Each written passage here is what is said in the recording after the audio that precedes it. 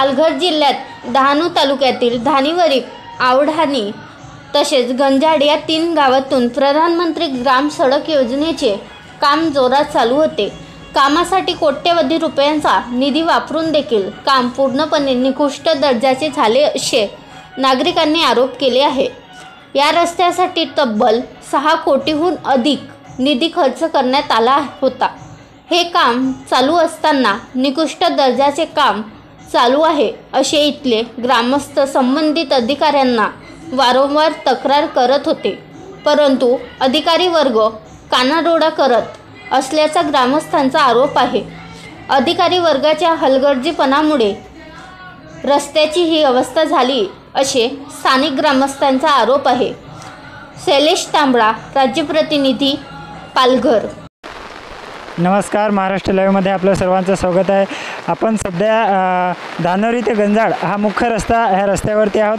हा रस्ता प्रधानमंत्री सडक योजनेतून झालेला आहे आणि माझ्या पाठीमागे आपण बघताय हा रस्ता एका महिन्यात पूर्णपणे खचलेला आहे आणि इथले काही स्थानिक ग्रामस्थ आहेत। आपण थेट त्यांच्याकडे जाऊया ह्या रस्त्यासंबंधात।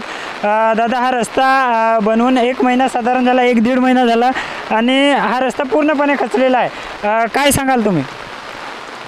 गेल्या या वर्षी 6 महिन्यापूर्वी रस्त्याचे उद्घाटन करून माजी आमदार राजेंद्र गावी येथे उद्घाटन करून गंजाड येथे रस्ता सुरू केला आणि तिथून रस्ता पूर्ण ह्या वर्षात पूर्ण करायचा होता, तो पूर्ण पण केला नाही आणि जो काही केला तो आज ते रस्त्याची तुम्ही दुर्दशा बघू शकता। तर माझं एवढंच सांगणं आहे की बांधकाम आणि जे अधिकारी आहेत त्यांनी संबंधित ठेकेदारावर जी कारवाई करून आम्हाला गंजाड ते धानोरी रस्ता हा त्वरित जॉईन करून द्यावा, अन्यथा 2 दिवसात पूर्ण खचून जाईल।